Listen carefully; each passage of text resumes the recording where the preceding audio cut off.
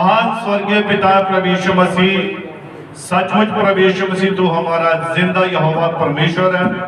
और पिता तू तेरे वचन के द्वारा तेरे लोगों से बात करता है पिता, और यही एकमात्र तरीका है प्रभु और पिता होने पाए कि जब तेरे वचन में से बात करी जाए प्रभु, तब तेरे लोगों के हृदय सिद्ध जाए पिता, और तेरा वचन उनके जीवन में 100 गुना फल लेकर आए पिता। और प्रभु यीशु मसीह तेरे लोग सिर्फ वचन को सुनने वाले ना हो प्रभु, बल्कि इस वचन में चलने वाले बना प्रभु यीशु मसीह, और इनके जीवन में तेरा वचन प्रकट हो पिता, ताकि तेरे नाम की महिमा होने पाए। तू दया कृपा कर, मदद कर, सहायता कर। प्रार्थना सुन कबूल कर, प्रार्थना मसीह यीशु नासरी के नाम से मांगते हैं, आमीन आमीन। God bless you. आप सभी बैठ सकते हैं। प्रभु आप सभी को बड़ी बरकत दे, बड़ी आशीष दे। Hallelujah hallelujah hallelujah. और इस बढ़िया सुंदर समय के लिए हम उस महान परमेश्वर का फिर से ताली बजाकर धन्यवाद करेंगे कि खुदा ने हम सबको अपनी पाक और पवित्र उपस्थिति में लेकर आया। उस महान परमेश्वर का हृदय से हम धन्यवाद करते हैं, वरना हम इस योग्य नहीं थे कि हम खुदा की हजूरी में आते। और नबी कहता है कि बहुत सारे लोग चाहते थे कि हम आज का दिन देख सकें, पर बहुत सारे लोग आज का दिन देख नहीं सके हैं। आमीन। हो सकता है वो रात को सोए लेकिन सुबह वो जागे ही नहीं। आमीन। लेकिन उसके लोगों पर परमेश्वर ने अपने लोगों पर बहुत बड़ी कृपा की है कि अपनी पाक उपस्थिति में लेकर आया, ताकि हम उसकी हजूरी में बैठकर उसके पाक और पवित्र नाम को धन्यवाद दे सके, महिमा दे सके। Hallelujah hallelujah. सभी प्रसन्न हैं, सभी खुश हैं। और मैं सबसे पहले कलीसिया से, खुदा के लोगों से ये बात कहना चाहता हूं कि अब गर्मियां शुरू हो चुकी हैं और चर्च भी जल्दी तैयार कर दिया जाता है, ताकि खुदा के लोग आकर इस भवन में उसके नाम की महिमा करें। और मेरे ख्याल से 9 बजे तक चर्च जो है वो पूरी तरह से तैयार हो जाता है, ताकि खुदा के लोग आकर उसका धन्यवाद करें। और यीशु मसीह जो समय हमने चर्च का निर्धारित किया है 10 बजे का, तो 10 बजे से पहले ही खुदा की हजूरी यहाँ होती है, क्योंकि कुछ भाई लोग यहाँ आकर दुआ करते हैं, प्रार्थना करते हैं, और प्रभु यीशु मसीह आपका इंतजार कर रहा होता है। और मैं विनती करता हूँ कलीसिया के भाई बहनों से कि गर्मियां हैं तो जितनी जल्दी आप सभा में, कलीसिया में आएंगे, उतनी जल्दी हम सभा को समाप्त भी करने पाएंगे, ताकि हम गर्मी को सह न सके और जल्दी से समय पर अपने घरों में वापस पहुंच भी सके।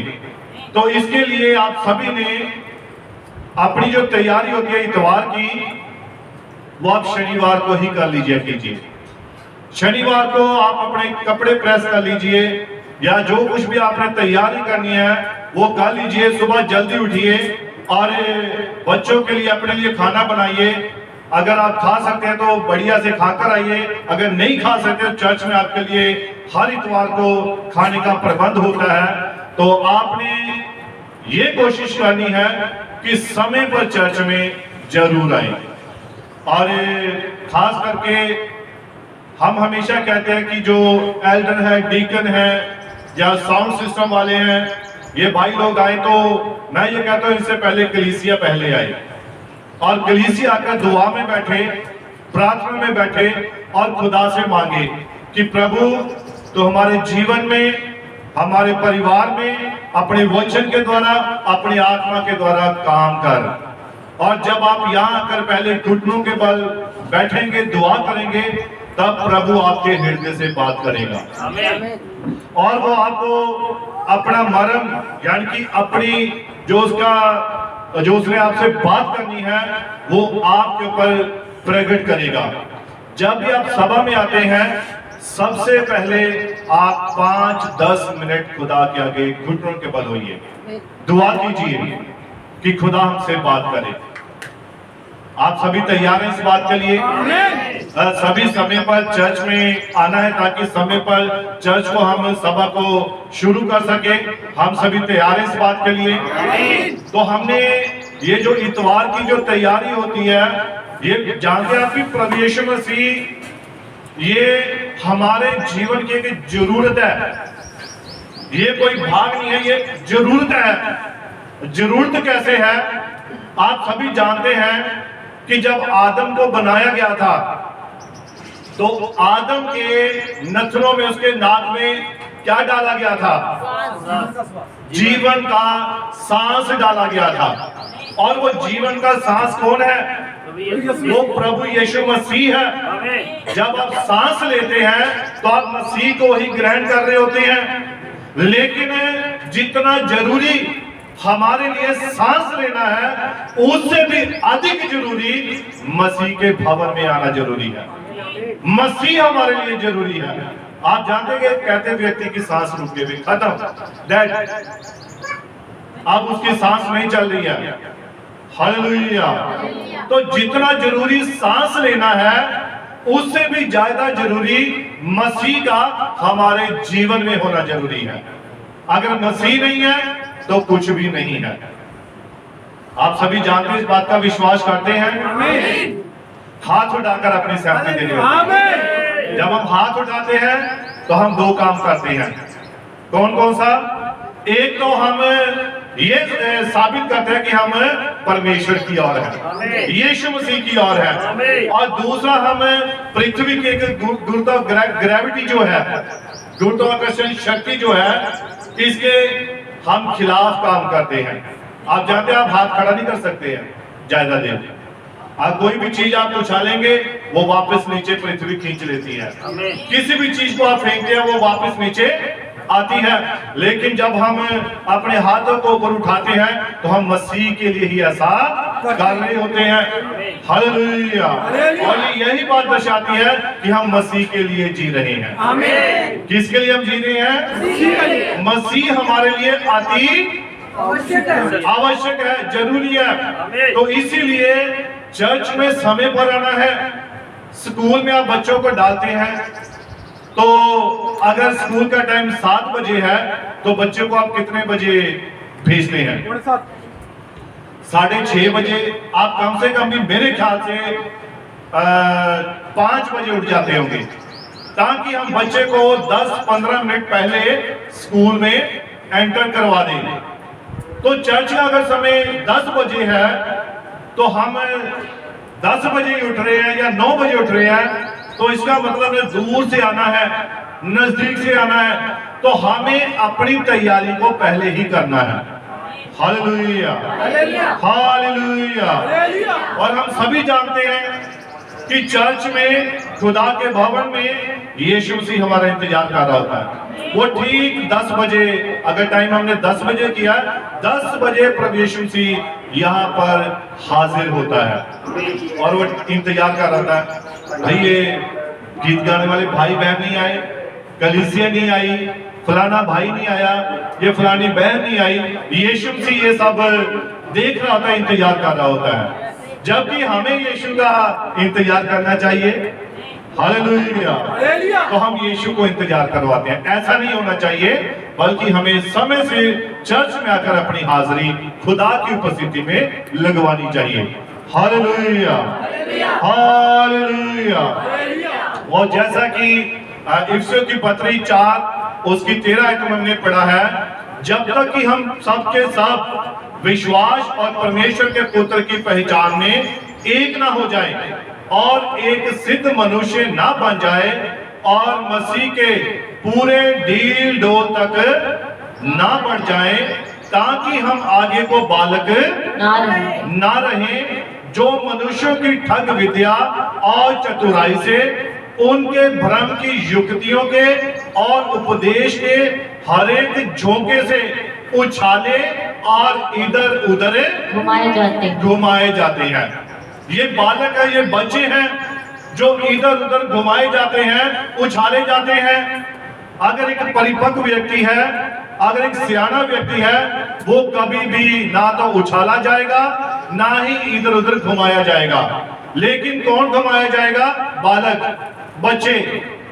भाई चोपड़ा जी दुआ कर रहे थे कि आज कौन सा हफ्ता हो गया है? 6वां हफ्ता हो गया है आज। और 6वां नंबर किसका है? ये मनुष्य का अंक है। इस दिन 6वें दिन में मनुष्य की उत्पत्ति हुई थी, मनुष्य को बनाया गया था। हालेलुया। और मैं नहीं जानता, या इसमें मेरी कोई भी मर्जी नहीं है, मेरी कोई भी इच्छा नहीं है कि मैं संदेश को आगे बढ़ाता जाऊं। ये तो खुदा ही है, ये यहोवा परमेश्वर ही है जो इस संदेश को आगे आगे बढ़ा रहा है। इसमें मेरी कोई भी इच्छा या मर्जी नहीं है। और खुदा के भवन में किसकी मर्जी चलेगी? वो खुदा की मर्जी चलेगी। भाई कह रहे थे चर्च में, जब आप चर्च में आ जाते हैं तो यहाँ पर फिर चर्च के ही रूल कानून लागू होंगे। आप स्कूल में जाते हैं, वहां पर स्कूल के कानून लागू होते हैं। आप किसी ऐसी जगह में, आर्मी में चले जाते हैं या किसी पुलिस में चले जाते हैं, तो वहां पर किसके कानून लागू होते हैं? उन्हीं के लागू होते हैं। तो जब आप खुदा के हजूरी में, उसकी उपस्थिति में आते हैं, उसके भवन में आते हैं, तो फिर किसके कानून लागू होंगे? ये खुदा के कानून लागू। तो हमें उन्हें मानना ही पड़ेगा। ये अलग बात है कि खुदा की उपस्थिति में आकर भी अगर हम गलतियां कर लेते हैं, गुनाह करते हैं, तो हमें उसकी सजा जल्दी नहीं मिलती है। और जैसा कि उपदेशक की पोथी में लिखा है कि मनुष्य जो है ये क्या करता है? बार बार गलतियों को दोहराता है और उसकी गलतियों की सजा उसे उसी वक्त नहीं मिलती है कि उसी वक्त मिलती है।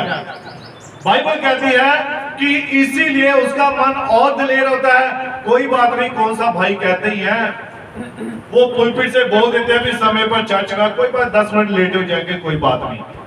ऐसा नहीं होना चाहिए। अगर खुदा का कानून है तो कानून की उल्लंघना करेंगे तो उसका नतीजा हमें ही भुगतना पड़ेगा। आमीन।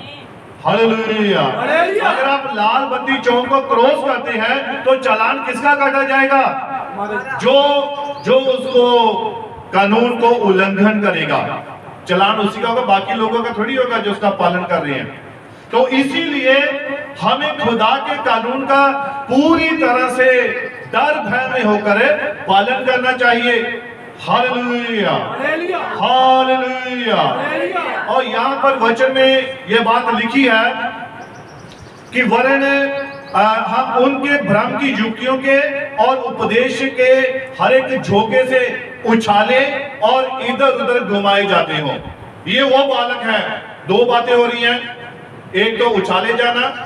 आप जानते हैं अगर किसी के हाथ में बॉल आ जाए तो बॉल को बार बार उछालते हैं, है ना, बार बार उछालेंगे, बॉल है।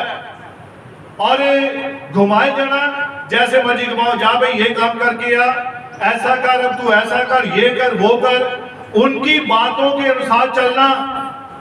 और ये भ्रम की युक्तियां, ऐसे बहुत सारे आज प्रचार हो रहे हैं जो भ्रम से भरे हुए हैं, और जो बालक होते हैं वो ऐसे प्रचारों में फंस जाते हैं। जो बच्चे होते हैं ऐसे प्रचारों के अधीन हो जाते हैं। लेकिन जो एक परिपक्व व्यक्ति होता है, समझदार व्यक्ति होता है, वो उस चर्च में जाने से, उस संदेश को सुनने से पहले वो उस बातों को क्या करता है? परखता है, जांचता है। Hallelujah, hallelujah. अरे भाई लुबाया जी यहाँ पर बैठे हुए हैं पटेल चौक से, इनकी मैं थोड़ी तारीफ करना चाहता हूँ। और ये समय पर हर काम कर रहे हैं। ये जो भी कहते हैं, और उनकी पत्नी यहाँ बहन शकुंतला बैठी हुई है, जो भी ये कहते हैं समय पर चर्च में आ रहे हैं, समय पर काम कर रहे हैं। जो भी कह रहे हैं कि पास्टर जी मैंने ये काम इतने दिन में इस समय करूंगा, शाम के समय करूंगा, तो ये उसी वक्त में ही आ रहे हैं। और मैं ये विश्वास करता हूं कि सारी कलीसिया ही ऐसा ही कर रही है। हालेलुया, ऐसा ही हो रहा है। आमीन। सारी कलीसिया ऐसा ही कर रही है। आमीन। Hallelujah, hallelujah. तो खुदा ने हमारे ही बीच में कुछ उदाहरणें रखी होती हैं ताकि हम उन उदाहरणों से सीख सकें। उन्हें देखकर अपने जीवन को भी हम सुधार सके।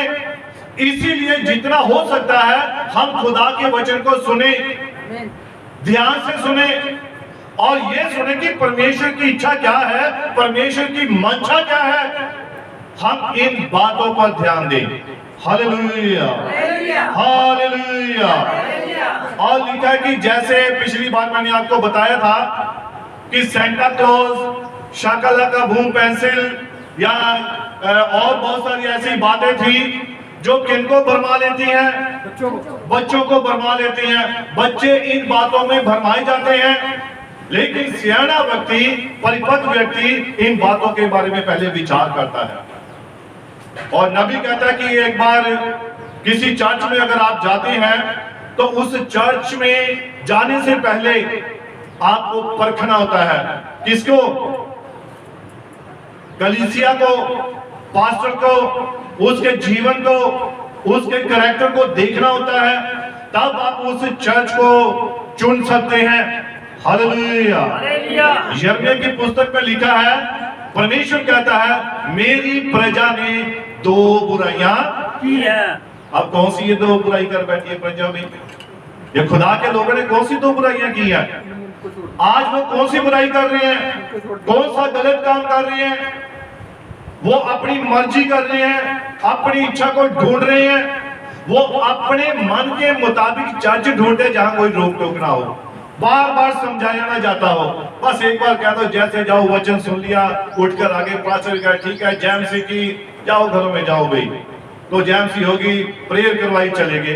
कोई नहीं पूछा कि क्या आप अपने परिवार के समेत शाम को दुआ करते हैं, सुबह उठकर दुआ करते हैं, आपको चर्च में सही समय पर आना होता है। ऐसी बातों के बारे में कोई रोक टोक नहीं होनी चाहिए, है ना। ऐसे लोग चाहते हैं कि हमें इन बातों के बारे में ना बताया जाए, सिर्फ हम चर्च में आएंगे, बैठेंगे, वचन सुनेंगे, दुआ करेंगे और चले जाएंगे।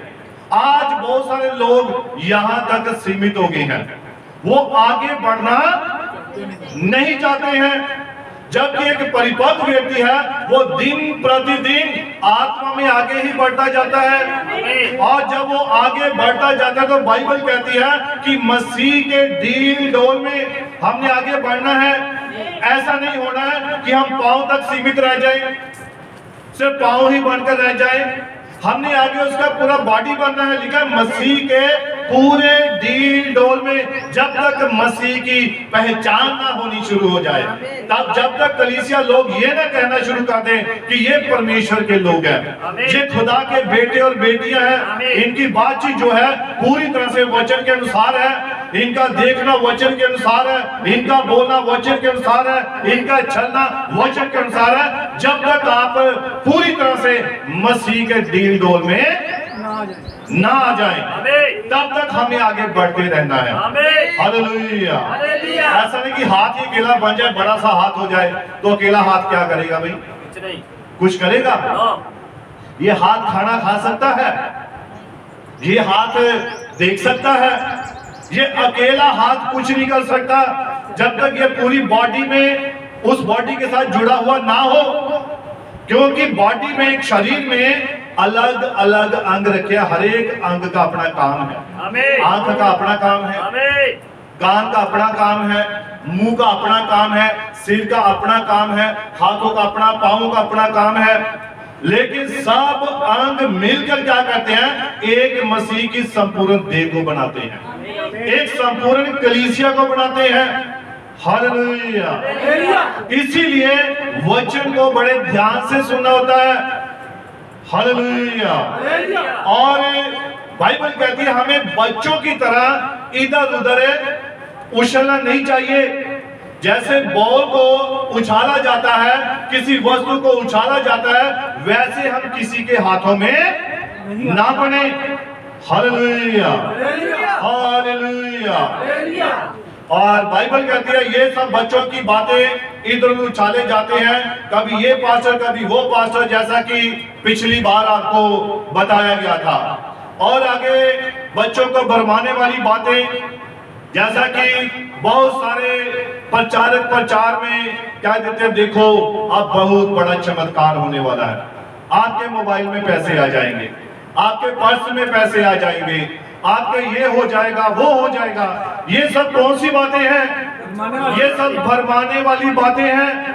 नबी कहता है आपके जीवन में एक ही चीज हो और वो खुदा का वचन हो, वो खुदा का कलाम हो, वो मसीह का कैरेक्टर हो।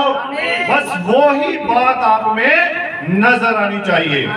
Hallelujah, hallelujah. और बाइबल कहती है ऐसे लोग, बच्चे जो होते हैं, ये बच्चे होने की वजह से इधर उधर उछाले जाते हैं। इनको कोई भी कुछ कहेगा वैसा ही मान लेंगे। मैं कहता हूं बच्चों मेरी मुट्ठी में क्या है? चॉकलेट है। तो बच्चे दिखाओ अंकल, खोलो हाथ। वो हाथ को खोलने जब कुछ नहीं है भाई।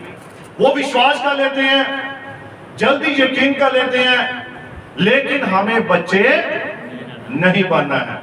मैं कह रहा था भाई चोपड़ा दुआ कर रहे थे, 6 हफ्ते हो गया, 6ठा हफ्ता है इस संदेश को। आत्मा में परिपक्व होना, आत्मा में आगे बढ़ना। कब तक हम बच्चे बने रहेंगे? समय के हिसाब से हमें क्या हो जाना चाहिए था? गुरु हो जाना चाहिए। हमें तो गुरु हो जाना चाहिए था, लेकिन अभी भी हमें जरूरत है कि हमें फिर से परमेश्वर के आदि वचनों की शिक्षा दोबारा से सिखाई जाए, दोबारा से समझाया जाए, बार बार समझाया जाए। और बच्चों को ही बार बार समझाया जाता है। हालेलुया। जब बच्चा छोटा होता है, जब आप उसे चलना सिखाते हैं, और एक बार जब आप चलना सिखाते हैं तो बच्चा जब तक नहीं चलता है तब तक आप क्या करते हैं? उसे चलाते रहते हैं जब तक वो अपने कदमों पर चलना शुरू करना दे। हालेलुया। इसी प्रकार से ये खुदा का कलाम है। ये बार बार आपको बताया जाएगा, बार बार आपको इन बातों को दोहराया जाएगा, ताकि आप परिपक्व हो जाएं, बच्चे ही बने ना रहे। हालेलुया। अब देखिए प्रभु भोज के बारे में देखिए। प्रभु भोज, और ये जो रोटी है प्रभु भोज की, ये किससे बनती है? कितने इस बात को जानते हैं? जो प्रभु भोज की रोटी है ये किससे बनाई जाती है? साधारण आटे से। साधारण आटा जो होता है, गेहूं का आटा, इससे ये बनती है। तो मैं आपको बताना चाहता हूं, आज भी कुछ ऐसे बच्चे हैं, बेशक चाहे वो बुजुर्ग हैं, चाहे वो सियाने हैं, चाहे वो बड़े हैं, लेकिन वचन के प्रकाशन के बगैर वो अभी भी बच्चे हैं। हालेलुया। अभी भी वो क्या है? जब तक कोई बात हमारे ऊपर रिवील नहीं हो जाती है, प्रकट नहीं हो जाती है, तब तक हम उसमें, उस बात में हम बच्चे हैं, क्योंकि हमें पता नहीं है। तो इसी प्रकार से क्या हुआ, एक बुजुर्ग थे, और जब हम उनसे मिलने के लिए गए तो उन्होंने मुझसे कहा, विक्की जी मैं आपको कोई चीज देना चाहती हूँ, मैंने आपके लिए कोई चीज रखी हुई है। तो मैंने कहा कोई बात नहीं, ले आइए, कौन सी चीज है? और जब वो उस चीज को लेकर आए तो बोलते ही आपके चर्च के काम आएगी, आपके प्रभु भोज के, और जब आप खाते हैं तब वहां पर ये काम आएगी। तो मैंने कहा कोई बात नहीं, अगर हमारे काम की चीज होगी, प्रभु के काम की चीज होगी, तो हम उसे जरूर लेंगे। और जब वो लेकर आए तो वो क्या थी? छोटी छोटी वेफर टिक्कियां थी। और मैंने कहा ये क्या है? ये प्रभु भोज की रोटियां हैं। तो मैंने कहा देखते ही मैं, ये तो आप कौओं को डाल दो। वो गुस्सा होने लग पड़े, अरे मैं क्यों कौओं को डालूं? ये प्रभु का भोजन है, प्रभु भोज की रोटी है। तो मैंने कहा भाई ये आप कौओं को डाल दो, ये उनका भोजन है, ये हमारा भोजन नहीं है। अरे नहीं नहीं, हम इसको खरीद कर लाए हैं, हमने बाजार से लेकर आए हैं, इतनी महंगी है ये। तो मैंने कहा कहां से लाए आप? बाजार से। कितने की? इतने की। तो मैंने कहा अब एक बात मुझे बताइए, बाइबल में लिखा है, खुदा का कलाम कहता है, हमारे युग के नबी ने कहा है, खुदा की रोटी को बनाने वाले कौन है? पवित्र लोग हैं, वो शुद्ध लोग हैं, वो दुआ में रहते हैं, प्रार्थना में रहते हैं, तब जाकर प्रभु भोज की ये रोटी तैयार की जाती है। और वो छोटे छोटे टुकड़ों में नहीं होती, वो एक ही रोटी होती है, एक ही देह होती है। और उस देह को तोड़कर आगे दिया जाता है। तो मैंने कहा आप ये जो प्रभु भोज की आप रोटी जिसे कह रहे हैं, ये मैं ये समझता हूँ ये कौओं का भोजन है। तो उन्होंने गुस्सा किया कि आपने ऐसा क्यों बोल रहे हो, मैं फिर अपने चर्च में दूंगी। मैंने कहा देखो मुझे एक बात बताओ बुजुर्ग जी, ये जो रोटी आप लाए हो कहां से लाए हो? मैं दुकान से लेकर आई हूं। वहां दुकानों पर आज भी बहुत सारे ऐसे लोग हैं जो प्रभु भोज का सामान दाखरस को बेच रहे हैं, प्रभु भोज की छोटी छोटी रोटियां बनाकर उनको बेच रहे हैं, छोटी छोटी प्यालियां हैं उनको लेकर बेच रहे हैं। और उन्होंने परमेश्वर के घर को क्या बना दिया है? व्यापार का केंद्र बना दिया। क्या बना दिया है? और यीशु मसीह जब अपनी हैकल में आया, अपने भवन में आया, तो उसने वहां पर क्या देखा था?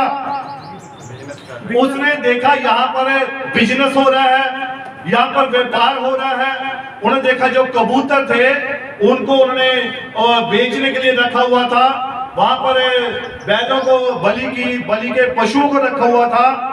और यीशु मसीह ने क्या किया?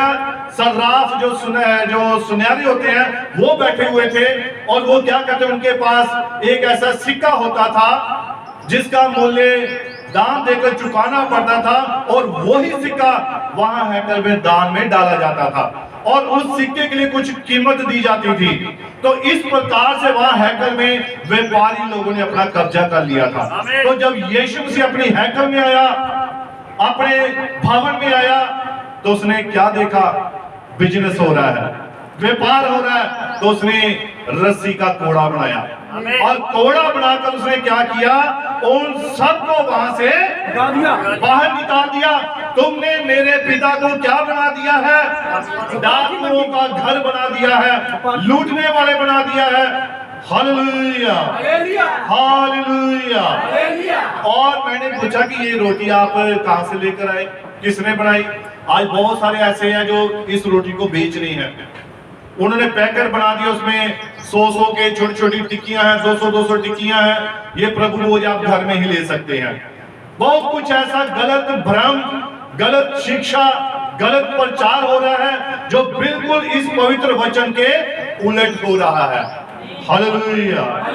लेकिन हमारे युग के नबी ने कहा है, और जैसा कि प्रकाशित वाक्य में लिखा है, जो कुछ भी इस बाइबल में लिखा है, अगर कोई इसमें से घटाता है या इसमें कुछ बढ़ाता है, तो वो सारी विपत्तियां उस पर पड़ेंगी और उसका फल उसमें से घटा दिया जाएगा।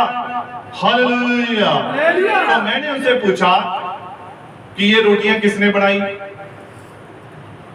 कहते ये तो मैं दुकान से लेकर आई। तो आप दुकानदार को जानते हो जिसने ये रोटियां बनाई?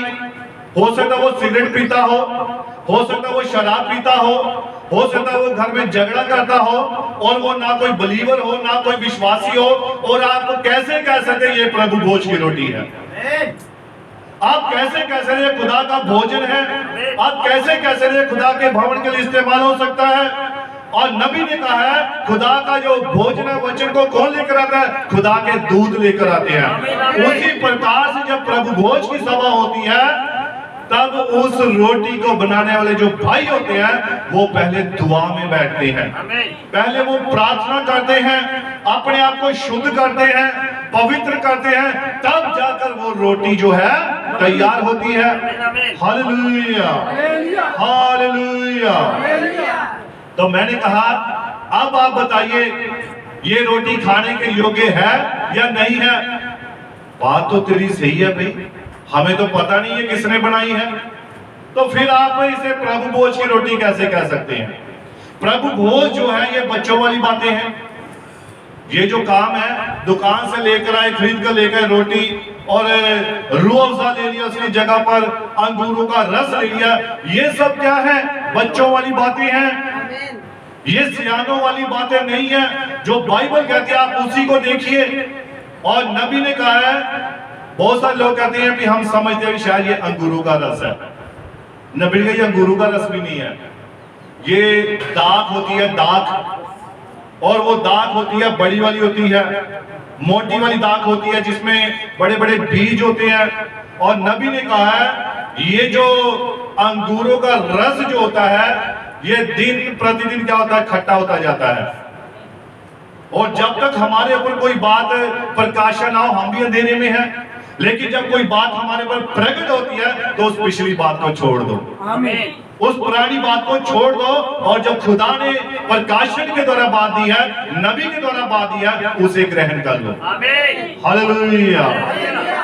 हम उपवास के विषय में सोचते थे कि सुबह 5 बजे रखो, शाम को 5 बजे उपवास खत्म कर दो, यही समझते थे। और बहुत सारे लोग जो कहते हैं कि 40 दिन का हम उपवास रखते हैं, तो वो कभी 40 दिन उनके हुए नहीं आज तक।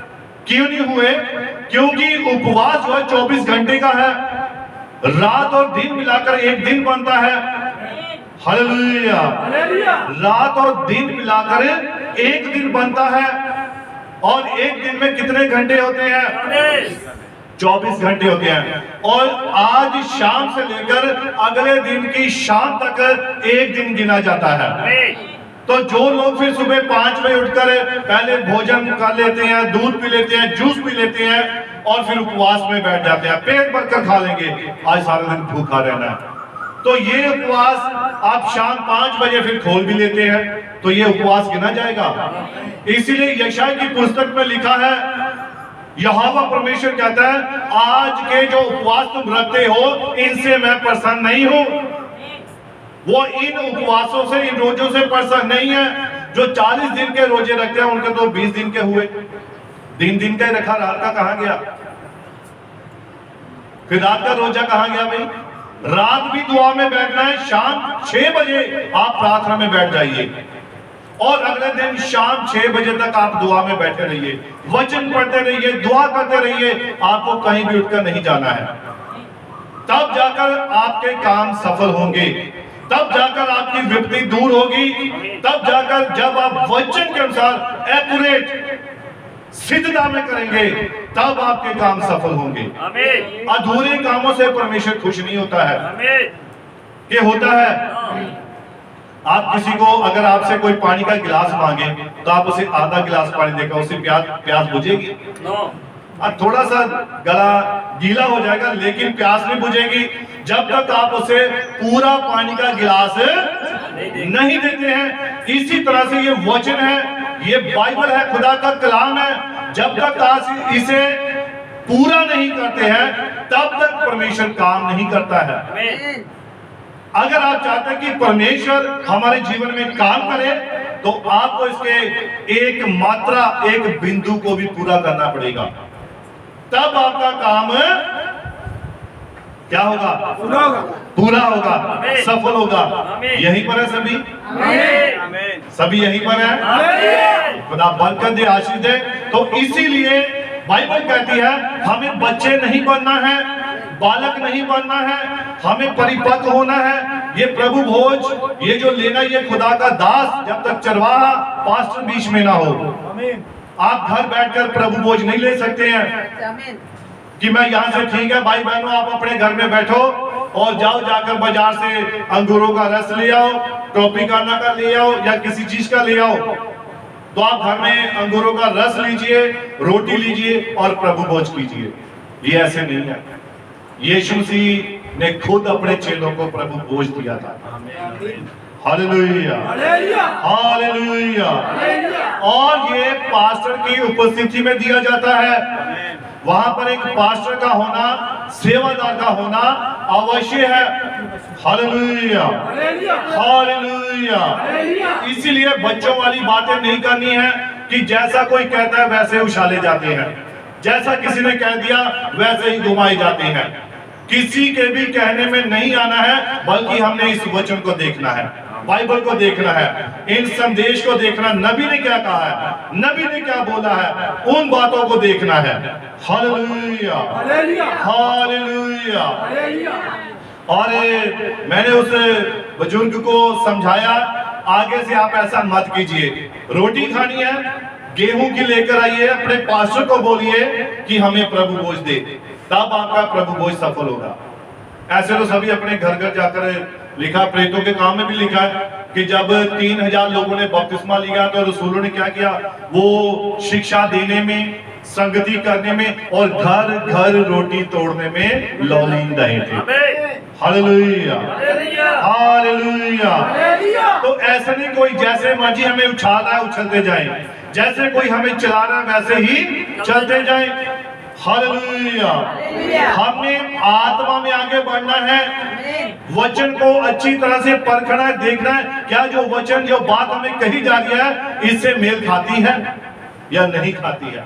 अगर नहीं खा रही है तो नबी कहता आप उसे छोड़ दो, कोई जरूरत नहीं उस वचन पर कान लगाने की। Hallelujah, hallelujah.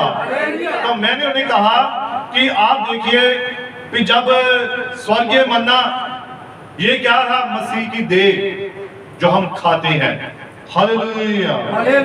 और उछालना क्या है, अब बहुत सारे प्रचार क्या कहते हैं, ये प्रार्थना किया हुआ नमक ले जाइए, अपनी रोटी में डालिए, सब्जी में डालिए, आपकी रोटी शुद्ध हो जाएगी, आपकी रोटी पवित्र हो जाएगी, ये शुद्ध नमक है। आज ऐसे बहुत सारी भ्रम की शिक्षाएं ये दी जा रही हैं, वो लोग भी ला रहे हैं।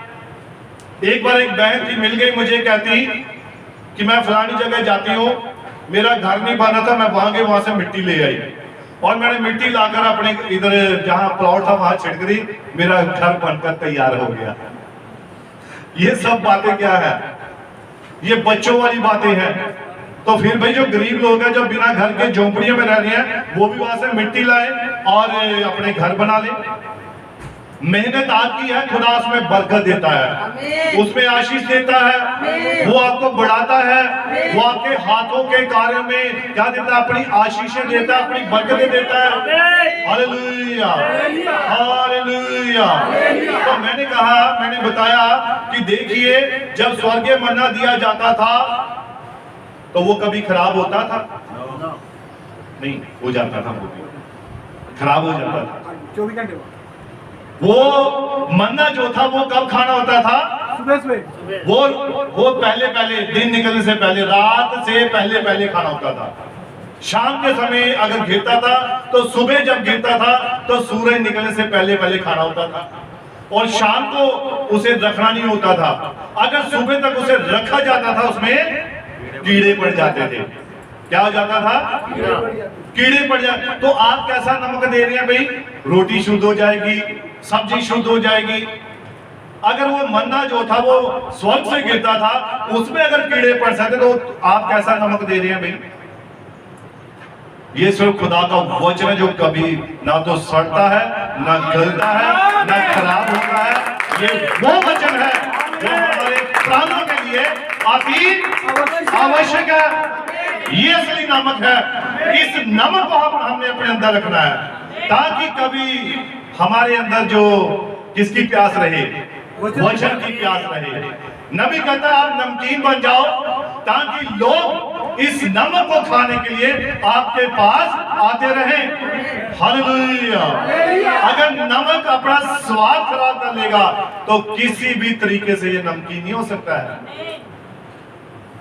इसलिए अपने आप को खराब नहीं करना है, बैकस्लाइड नहीं करना है, पीछे नहीं मुड़ना है, हल पर हाथ रखकर पीछे के देखना है।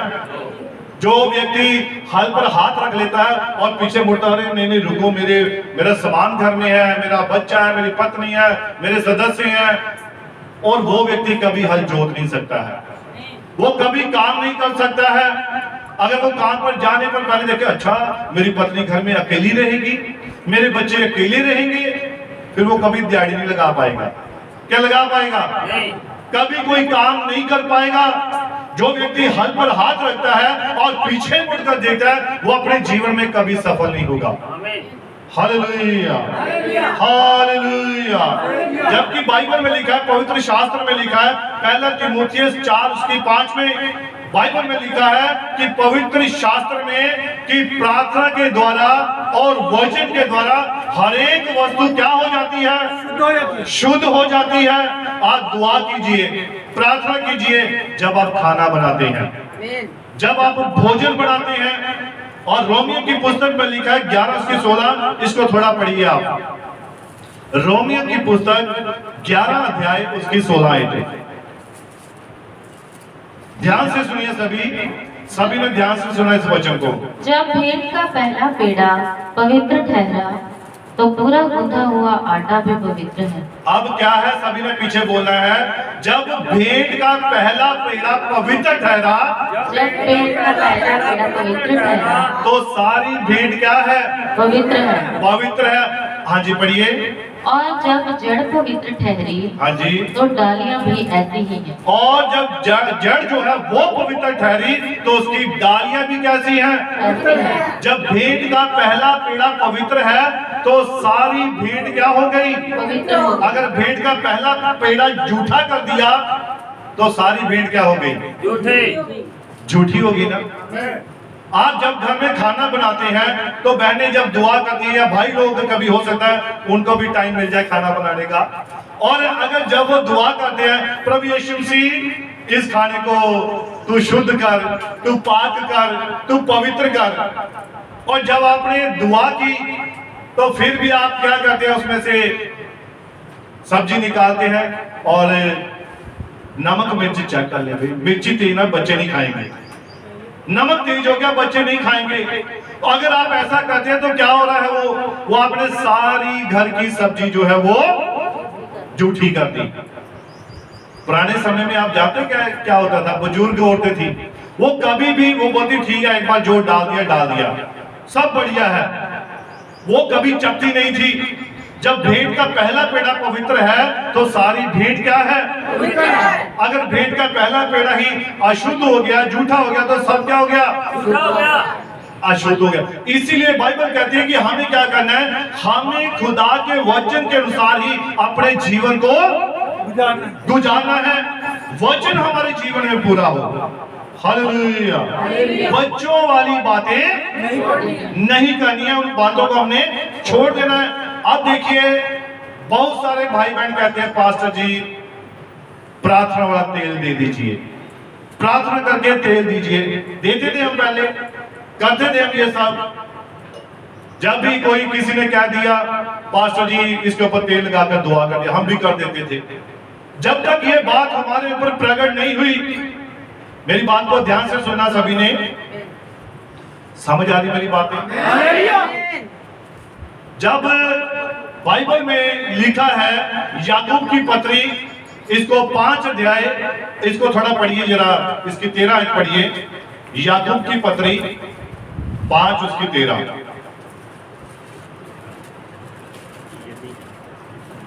यदि तुम में कोई दुखी है, अब ध्यान से सुनिए मेरी बात को। यहाँ क्या लिखा है? यदि तुम में कोई दुखी है तो क्या करे? तो वह प्रार्थना करे। तो वह प्रार्थना करे। जब दुखी है तो वो क्या करे? प्रार्थना करे। जब दुखी है तो क्या करे? प्रार्थना करे। प्रार्थना करे। दुखी है तो प्रार्थना करे। हाँ जी पढ़िए।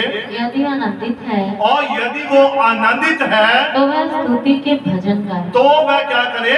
स्तुति के भजन। अगर वो खुश है तो आनंद करे, परमेश्वर का भजन गाए, उसकी स्तुति करे।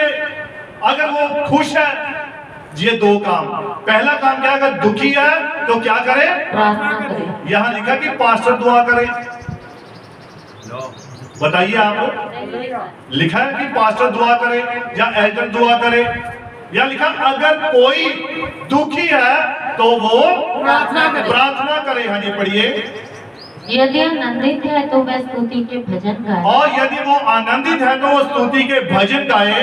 यदि तुम में कोई रोगी है, और अब ध्यान से सुनिए, यदि तुम में कोई रोगी है। रोगी है।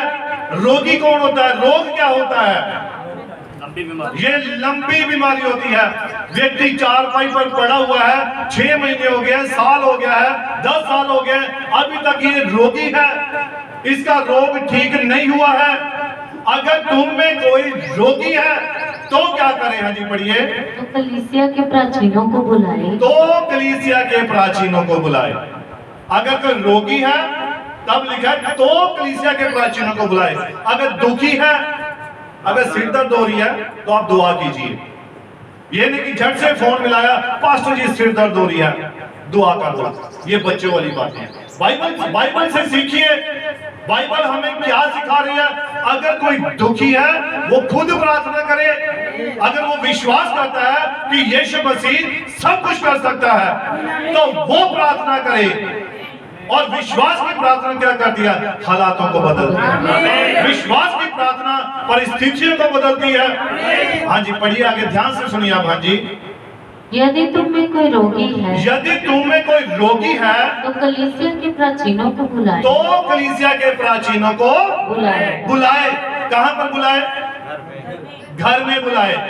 अगर कोई रोगी है, लॉन्ग टाइम से बीमार पड़ा है, या उठ नहीं सकता है, ठीक नहीं हो रहा है, और ना तो उसकी डेथ हो रही है ना कुछ, लेकिन रोग में, बीमारी में पड़ा हुआ है, और तब क्या करें?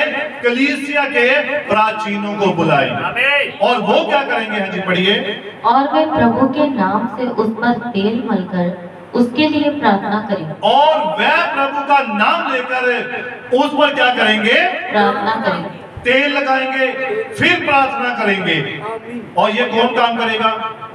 ये एल्डर, डीकन, पास्टर, प्राचीन जो है वो ये काम करेंगे।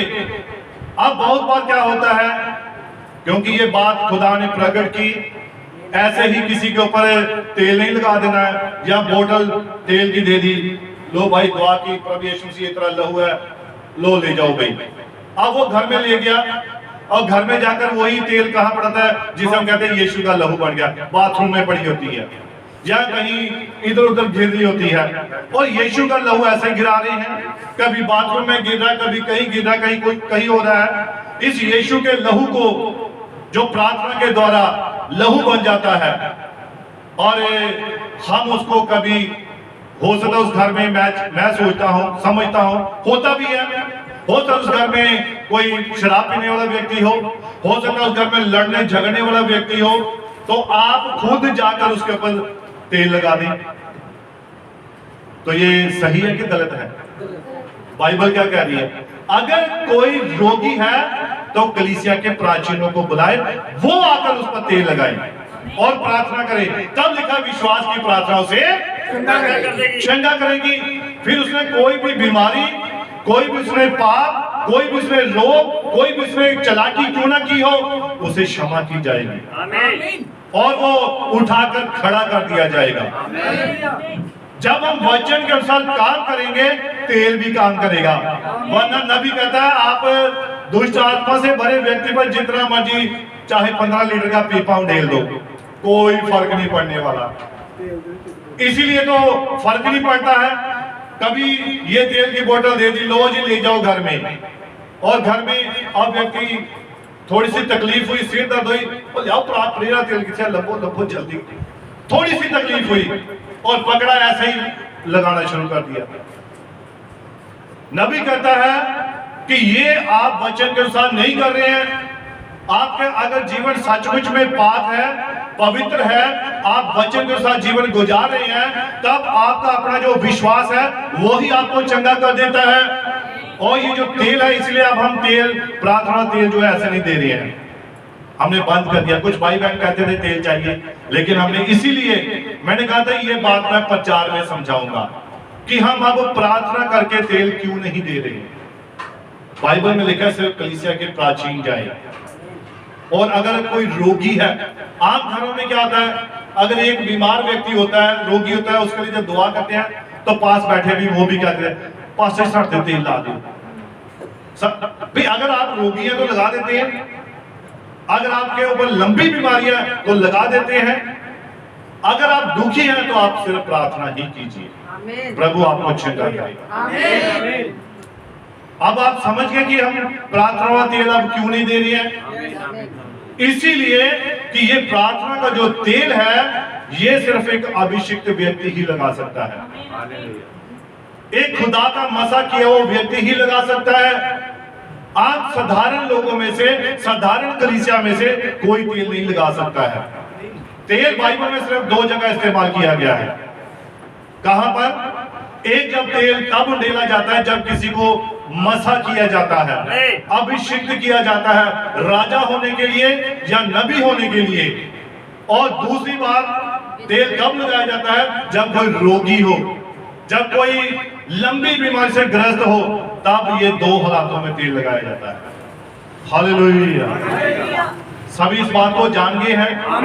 अब कितने तैयार जो खुद दुआ करने के लिए तैयार है, ताकि कोई छोटी मोटी मुसीबत या मुश्किल आ जाए तो आप खुद ही दुआ करेंगे तो आप चंगे हो जाएंगे। Hallelujah, hallelujah. इसीलिए अगर हम ऐसा करते हैं तो हम वचन के अनुसार करते हैं, अगर नहीं कर रहे हैं तो हम वचन के अनुसार नहीं कर रहे होते हैं। हालेलुया। और बहनें जब खाना बनाती है तो दुआ करती हैं, प्रभु रोटी शुद्ध हो जाए, पाक हो जाए, पवित्र हो जाए। तो फिर हमारा विश्वास कहाँ, अगर हम उसे ऐसा चखते हैं, है ना। बहनें होंगी कुछ, जब अच्छी चीज बनती है, उकाब का भोजन बनता है, तो पहले थोड़ा चखना शुरू कर देते हैं, चख लेते हैं, नमक मिर्ची चख रहे थे, नमक मिर्ची चखते चखते आधी सब्जी उठ गई। बाकी परिवार के सदस्य देखते हैं, अरे ये मेरी वाली स्पेशल चीज थी, वो कहाँ गई, अरे वो तो नमक मिर्च खा गई, है ना। तो इसीलिए ऐसा नहीं करना है। जब हमने दुआ कर दी, प्रार्थना कर दी, हमारा फिर विश्वास कहाँ, हमारी दुआ कहाँ गई। एक बार दुआ करके, प्रार्थना करके हमने काम कर दिया, खुदा पे छोड़ दो, वो सब कुछ करेगा। हालेलुया। इसीलिए बाइबल कहती है अब हमने बच्चों वाली बातें नहीं करनी है, आत्मा में हमें परिपक्व होना है, आत्मा में हमें आगे बढ़ना है। हम अब आगे को बालक नहीं रहे, ना रहे, और ना किसी के भ्रम की युक्तियों में, भ्रम के उपदेश में उछाले जाए। बहुत बार लोग ऐसे उछालते हैं। एक बार क्या, एक पास्टर ने भविष्यवाणी की और उसने किसी दंपति को, नई शादी हुई, उनसे कहा मैं भविष्यवाणी करता हूं, प्रभु तुम्हें क्या देने जा रहा है, तुम्हें पुत्र देने जा रहा है। मैं भविष्यवाणी करता हूं, खुदा ने मेरे से बात की है। वो पति पत्नी बड़े खुश, लो जी अभी नई शादी, अब हमारे पहला ही पुत्र होगा, बड़े खुश। लेकिन जब समय आया तो उनकी लड़की पैदा हुई, तो वो पास्टर के पास चले गए, पास्टर जी लड़की हुई है। अरे नहीं, मेरी भविष्यवाणी बिल्कुल सही थी, आपका विश्वास कमजोर था, आपका विश्वास आप कमजोर थे, इसीलिए लड़की हुई है। और मैं भविष्यवाणी करता हूं तुम्हारे अब जरूर पुत्र होगा। दूसरी बार भविष्यवाणी कर, वो फिर से चले गए। अब जब चले गए तो फिर जब समय आया तो फिर से लड़की हुई, आप फिर वापस आ गए, पास्टर जी आपने तो कहा लड़का होगा, क्या था लड़की हुई। पास्टर नहीं नहीं, मेरी भविष्यवाणी बिल्कुल सही है। तो वो भी क्या कहने लगे, हाँ हो सकता हमसे हमारी प्रार्थना कमजोर होगी, हमारी दुआ कमजोर होगी। तो वही एक और पास्टर था, उसे कहा अरे आप ऐसा क्यों कर रहे हो, खुदा के आगे दुआ कीजिए। अगर पहली भविष्यवाणी पूरी नहीं हुई तो दूसरी नहीं हुई तो तीसरी कहां से होगी। हालेलुया।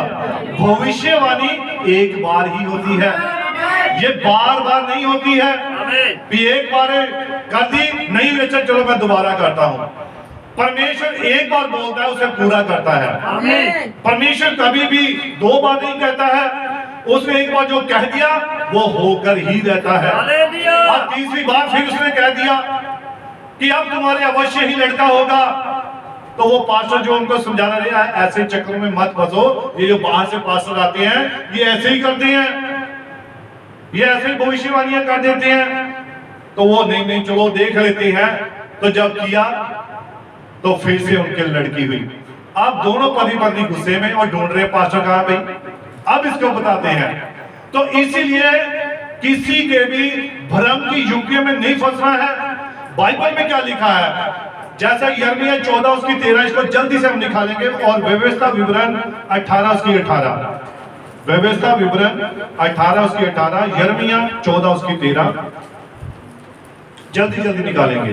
तब मैंने कहा, हाँ जी, हाय प्रभु यहोवा देव, भविष्यवक्ता इनसे कहते हैं, ना तो तुम पर तलवार चलेगी। और देखो ये यिर्मयाह नबी कह रहा है कि हाय यहोवा, ये भविष्य वक्ता इसे क्या कहते हैं कि तुम पर तलवार चलेगी नहीं चलेगी। हाँ जी पढ़िए।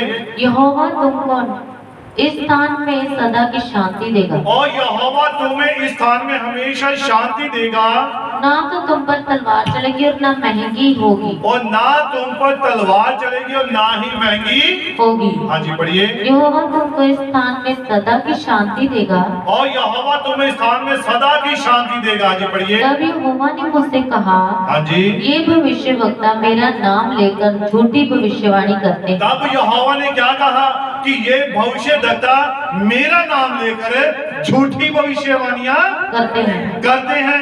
तो आज बहुत सारे ऐसे संत, मत्ती के इंजील में भी लिखा है कि बहुत सारे झूठे भविष्यद्वक्ता, बहुत सारे झूठे नबी, बहुत सारे झूठे मसीह उठ खड़े हुए हैं। तो इसीलिए यहोवा परमेश्वर कहता है कि ये मेरा नाम लेकर झूठी भविष्यवाणी करते हैं। अब ये यहोवा का नाम ना ले तो आप यकीन करेंगे? नहीं करेंगे। लेकिन वो झूठ कर रहे हैं, यहोवा परमेश्वर खुद कह रहा है। और आप इसकी दूसरी आयत पढ़िए, व्यवस्था विवरण 18 उसके 18। श्रापित हो तेरी संतान, श्रापित हो तेरी संतान भूमि की उपज और भूमि की उपज। गाय और भेड़ बकरियां। हाँ 18 व्यवस्था विवरण 18 उसके 18। इसलिए मैं उनके लिए उनके भाइयों के बीच में से तेरे समान एक नबी को उत्पन्न करूंगा। और इसीलिए मैं तुम्हारे बीच में से, तुम्हारे भाइयों में से उसके जैसा एक नबी उत्पन्न करूंगा। हाँ जी पढ़िए। और अपना वचन उसके मुंह में डालूंगा। और अपना वचन उसके मुख में डालूंगा। हाँ जी पढ़िए। और जिस जिस बात की मैं उसे आज्ञा दूंगा, और जिस जिस बात की मैं उसे आज्ञा दूंगा, वही वह उनको कह सुनाएगा। और वही वह उन्हें कह सुनाएगा। ये यहोवा परमेश्वर यूं फरमाता वचन है। खुदा उसके मुख में वचन डालता है, फिर वो वचन कभी असफल नहीं होता है। जब खुदा उसको अपने नबी के मुख में वचन डालता है, हालेलुया। लेकिन आज बाइबल कहती है बहुत सारे झूठे भविष्यद्वक्ता, झूठे नबी, झूठे मसीह उठ खड़े हुए हैं, और जो यहोवा का नाम लेकर झूठी झूठी भविष्यवाणी करते हैं और लोगों को अपने पीछे लगा लेते हैं। और पीछे कौन लगता है? बच्चे, बालक, जिन्हें वचन की कोई समझ नहीं है। Hallelujah, hallelujah. इसीलिए किसी के उछाले में ना आओ, आप वचन को देखो। बच्चों को जो मर्जी कहो वो सच मान लेते हैं। देखो मेरी जेब में, पिछली बार बताया बच्चों को, मेरी जेब में हाथी है, तो बच्चा अंकल दिखाओ, है ना? तो वो बच्चा है, उसे पता, उसे ये नहीं पता हाथी का साइज कितना बड़ा था, जेब में आएगा कभी? कभी नहीं आएगा। तो इसीलिए बच्चे हैं जो कहने से उछाले में आ जाते हैं, जैसे मर्जी घुमाओ, इधर उधर घुमाओ, वो घूमते जाते हैं। लेकिन हमें बच्चे नहीं बनना है। हालेलुया। आप इसको देखिए, पहला पत्रस 2 की 10 आयत पढ़िए। बल्कि आपको सिद्धता में आगे बढ़ना है। हाँ जी पढ़िए, पहला पत्रस 2 उसकी 10। तुम पहले तो कुछ भी नहीं थे। पहला पत्रस 2 उसकी 10। हाँ जी। हाँ पढ़िए। तुम पहले तो कुछ भी नहीं थे, हाँ जी। पर अब परमेश्वर की प्रजा हो। पहले तुम कुछ भी नहीं थे, लेकिन अब तुम क्या हो? परमेश्वर की प्रजा। परमेश्वर की प्रजा हो। पहले हमें कुछ भी पता नहीं था, कुछ पता नहीं था कैसे चर्च में आना है, कैसे दुआ करनी है, कैसे प्रार्थना करनी है, वचन को कैसे पूरा करना है। लेकिन जब हम उसकी प्रजा बन गए, तब हमें उन सारी बातों का खुदा ने क्या दे दिया? प्रकाशन दे दिया। Hallelujah, hallelujah. इसीलिए बाइबल कहते हैं, इस कारण हे भाइयों, अपने बुलाए जाने और चुन लिए जाने को सिद्ध करने का भली भांति यत्न करो, प्रयत्न करो। हालेलुया। आज दूसरा थिस्सलुनीकियों 2 उसके 3 पढ़ेंगे। दूसरा थिस्सलुनीकियों 2 उसके 3।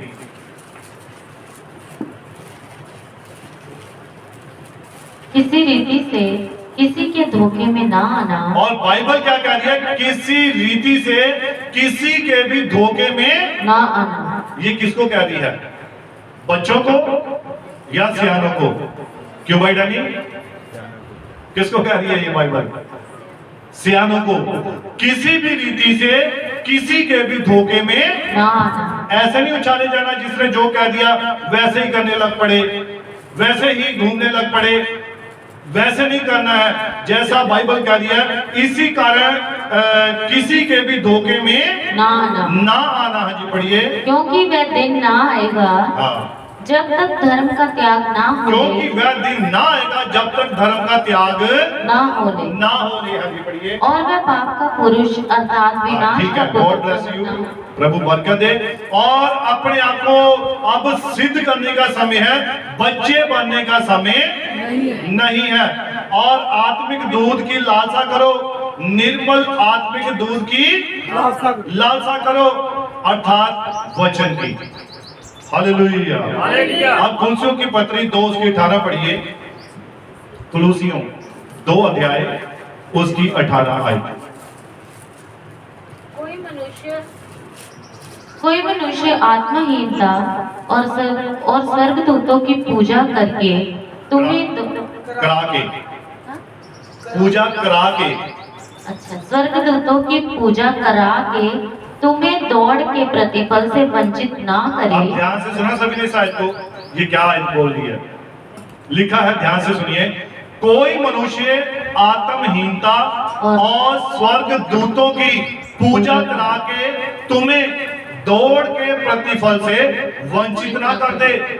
कि जिस रास्ते पर, जिस मार्ग पर आप चल रहे हो, ऐसा ना हो कि कोई व्यक्ति आकर आपको अपना गलत उपदेश दे, गलत शिक्षा दे, अपनी बातों में तुम्हें फंसाए, इधर उधर घुमाए, उछाले फिरे, आप कहीं ऐसा हो के अपने उस मार्ग से भटक ना जाएं। अरे नहीं नहीं, वहां बहुत शक्ति है उस पास्टर में, वो तो मुर्दों को जिंदा कर रहा है, वो ये कर रहा है, वो ये कर रहा है, ऐसा कर रहा है। ऐसा स्वर्ग दूतों की पूजा करके, आपसे पूजा करवा के कहीं आपको आपके प्रतिफल से वंचित ना करा दे, सखना ना करा दे, पंजाबी में खाली ना करा दे, और आप उसके पीछे लगकर आप अपने विश्वास से ही भटक जाएं। हालेलुया। आप जानते हैं व्यक्ति कब भटकता है? जब उसे आगे बहुत सारी चीजें मिल जाती हैं, अलग अलग चीजें मिल जाती हैं, और वो व्यक्ति फिर समझ नहीं पाता है कि मैं अब क्या करूं। और यहां पर एक जो परिपक्व व्यक्ति होता है, जो आत्मा में भरपूर होता है, वही आगे बढ़ पाता है उन बातों को परख कर। हालेलुया। लेकिन जो बालक है वो कहता है उन्हीं बातों में फंस जाता है, चलो कोई नहीं, रब दा ना लेना, इत्थे ले लो बैठ के, सिर ही झुकाना जिथे मर्जी झुका दो। ऐसा नहीं होना चाहिए, किसी के भी भ्रम की युक्तियों में नहीं फंसना है। हालेलुया। बाइबल कहती है बच्चे ही मत बने रहो, आत्मिक बनो। आप बच्चे को 10 रुपए दीजिए, वो क्या करेगा? एक बच्चे को अगर हम 10 रुपए दे दें तो वो क्या करेगा?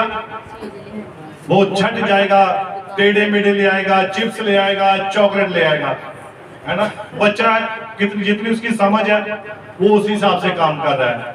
10 रुपए दिए, भाग कर कहां चला गया? दुकान पर। वो क्या लेकर आ गया? चिप्स लेकर आ गया। अगर आप उसी बच्चे को लाख रुपया दे दीजिए, पकड़ा दीजिए उसे, तो वो क्या करेगा? वो थोड़ा डर जाएगा, घबरा जाएगा, और ये इतने पैसे, ये क्या करूं मैं? उसे समझ नहीं है, उसे पता नहीं है कि क्या करना है।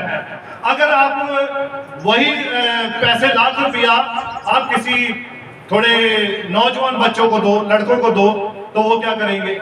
वो लाख रुपया लेकर घूमने चले जाएंगे, है ना, अपनी समझ के मुताबिक पहाड़ों में घूमने चले जाएंगे, या मोबाइल खरीद लेंगे, या कुछ ऐसी चीजें खरीद लेंगे। ऐसा ही होगा।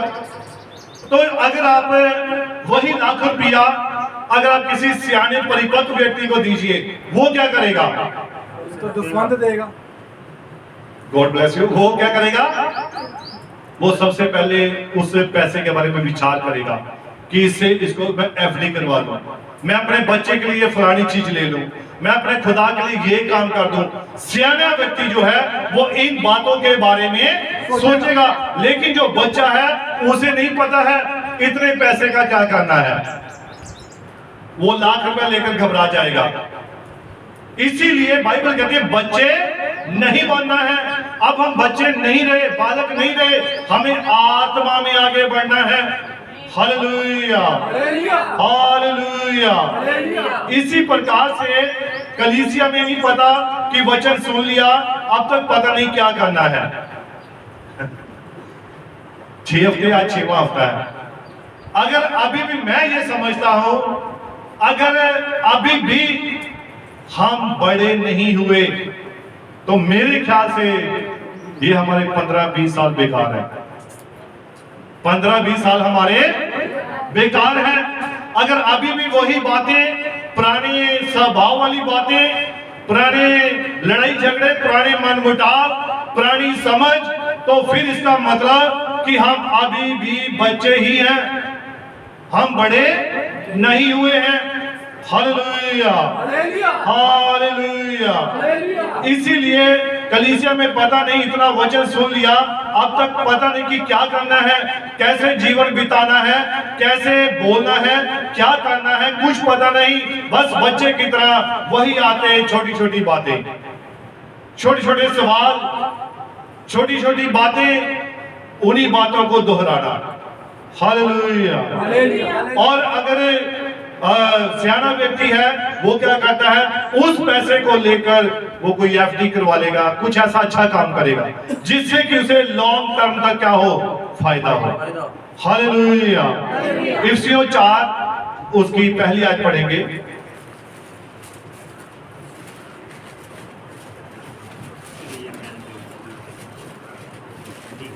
इसलिए मैं जो प्रभु में बंदी हूँ, तुमसे विनती करता हूँ कि जिस बुलाहट से तुम बुलाए गए थे उसके योग्य चाल। और यहाँ पर संत पौलुस क्या कह रहा है, इसीलिए मैं जो प्रभु में क्या हूँ, सभी बोलेंगे, पौलुस क्या कह रहा है, इसीलिए मैं जो प्रभु में बंदी हूँ। हाँ जी, पढ़िए आगे। तुमसे विनती करता हूँ, तुमसे विनती करता हूँ कि जिस बुलाहट से तुम बुलाए गए थे, कि जिस बुलाहट से तुम बुलाए गए थे उसके योग्य चाल चलो। उसके योग्य। अब किस बुलाहट से आप बुलाए गए थे, आप ध्यान कीजिए। आप प्रभु में आए, मसीह में आए, क्या सिर्फ चंगाई लेने के लिए, या सिर्फ हम बरकत पाने के लिए? ये चंगाई भी आपकी यही रह जाएगी, आपकी जो संसारिक बरकतें हैं ये भी यही रह जाएंगी। लेकिन साथ में क्या जाएगा, खुदा का कलाम, खुदा का वचन, ये आपके साथ जाएगा, यही आपको स्वर्ग में लेकर जाएगा। हालेलुया। इसीलिए मैं जो प्रभु में बंदी हूँ, तुमसे विनती करता हूँ कि जिस बुलाहट से तुम बुलाए गए हो उसके योग्य चाल चलो। अगर मसीह ने आपको बुलाया है, उसने किस लिए बुलाया है? कि आप उसके मसीह के नक्शे कदम पर अपने जीवन को गुजारें। इसलिए यीशु मसीह बार बार कहता है, जैसा मेरा स्वभाव है वैसा ही तुम्हारा भी स्वभाव हो। और मसीह के स्वभाव में, उसके डील डोल में हमें आगे बढ़ना है। Hallelujah, hallelujah. हाँ जी, बढ़िए आगे। अर्थात सारी दीनता, अर्थात सारी दीनता और नम्रता सहित, और नम्रता सहित, और धीरज धरकर, और धीरज धरकर, प्रेम से एक दूसरे की सह लो। प्रेम से एक दूसरे की सह लो। अगर कोई कुछ कह देता है तो सह लो, कुछ बोल देता है सह लो, कोई ऊंचा बोल देता है सह लो, कोई कड़वा बोल देता है सह लो। और दीनता से, नम्रता से क्या करो, एक दूसरे की प्रेम से। लेकिन कानों की जलून बड़ी खतरनाक है भाई, है ना? ये कान बड़े खतरनाक दे दिए, मैं कहता हूँ। जब आवाज सुनते हैं कान धर के, अच्छा कौन सा भाई बोल रहा था, ओके ओके कोई बात नहीं, देखता हूँ। जब वो भाई सामने आ गया तो उसके साथ फिर वही पुरानी बात उठाकर रखेंगे, चाहे उस बात को 2 महीने, 4 महीने, साल, 2 साल हो गए, लेकिन फिर भी वो बात उठाकर रखेगा ताकि उस बात का मैं से जवाब दे सकूं। बच्चों वाली बातें छोड़ देनी है। इसीलिए मैं प्रभु में जो बंदी हूं, तुमसे विनती करता हूं, जिस बुलाहट से तुम बुलाए गए हो उसके योग्य चाल चलो, उस वचन के साथ चलो, उस बुलाहट के अनुसार अपने जीवन को गुजारो। Hallelujah, hallelujah. और आगे हाँ जी पढ़िए। और मेल के बंधन में आत्मा की एकता रखने का यत्न करो। और मेल के बंधन में आत्मा की एकता रखने का क्या करो? यत्न करो। यत्न करो। ये कोशिश होनी चाहिए हमारी। कोई बात नहीं, अगर कोई भाई ऊंचा बोल गया, तीखा बोल गया, कड़वा बोल गया, आप मसीह के प्रेम के नीचे हैं, सह लो, एक दूसरे की सह लो, सुन लो, कोई बात नहीं। ये धीरज रखना सबसे बड़ा गुण है। धीरज क्या है? सबसे बड़ा सभी हाथ उठाकर हालेलुया बोलेंगे। Hallelujah, hallelujah. इसीलिए आप सभी को एक ही आत्मा मिला है, एक दूसरे की बातों को हमने पहचानना है, समझना है, ताकि एक दूसरे के खिलाफ या विरुद्ध हम कुछ भी कह ना सके। Hallelujah, hallelujah. इसीलिए खुदा में आपको क्या होना है? परिपक्व होना है, वचन में परिपक्व होना है। हालेलुया। तो प्रभु इस वचन के द्वारा आप सभी को बड़ी बरकत दे, बड़ी आशीष दे। और जम्मू से हमारे एक पास्टर जी हैं और उनकी वाइफ, हाँ, उनका ऑपरेशन है, तो हम उनके लिए खास दुआ करेंगे कि प्रभु उन्हें चंगा करे, उन्हें शिफा दे, ताकि वो परमेश्वर की महिमा करने पाए। आइए हम सभी अपने सिर को झुकाएंगे, आंखों को बंद करेंगे आज के वचन के लिए, और उस बहन के लिए भी हम दुआ करेंगे। महान स्वर्गीय पिता प्रभु यीशु मसीह, तेरा धन्यवाद, तेरी स्तुति, तेरी महिमा, तेरी स्तुति करते हैं मेरे पिता।